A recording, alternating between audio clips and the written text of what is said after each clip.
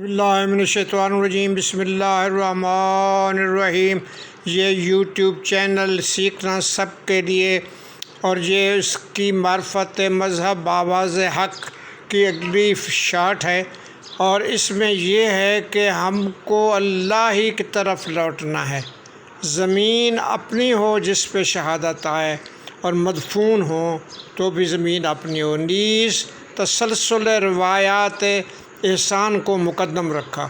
زمین کربلا کے صحرا میں آواز حق کا یہ قافلہ 2 محرم الحرام کو وارد ہوا۔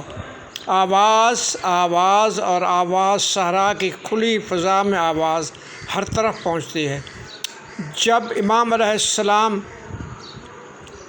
زمین کربلا میں داخل ہوئے تو زمین کا رنگ زرد ہو گیا، گرد و غبار اٹھا۔ پوچھنے پر فرمایا کہ زمین کا یہ رنگ بتا رہا ہے کہ یہی وہ زمین ہے جہاں ہمارا خون بہے گا، اور ساتھ ہی قالوا انا للہ و انا الیہ راجعون پڑھا، اور فرمایا کہ ابن زیاد کو امام اب اس طرح سے حر جو پہلے پہنچ چکا تھا، اس نے ابن زیاد کو امام کے کربلا میں پہنچنے کی اطلاع دی، تو اس نے فوری امام حسین علیہ السلام کو خط لکھا کہ مجھے یزید نے یہ حکم دیا ہے کہ کسی نہ کسی طرح سے فوری طور پر امام حسین کو قتل کر دیا جائے، مگر امام علیہ السلام نے اس کی بیعت سے صاف انکار کر دیا، بلکہ یہ فرمایا کہ میرے جیسا تمہارے جیسے کی بیعت کر ہی نہیں سکتا۔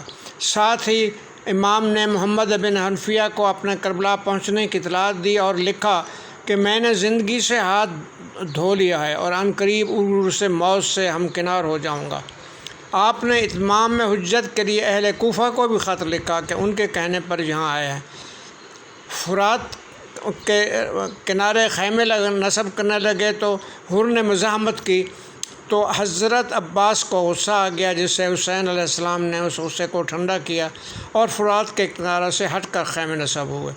60,000 دینار میں زمین خرید کر کچھ شرائط کے ساتھ زمین ہبہ کر دی، یعنی شہادت ہو اور مدفون ہو تو زمین اپنی ہو، کسی کا دوسرے کا احسان نہ ہو۔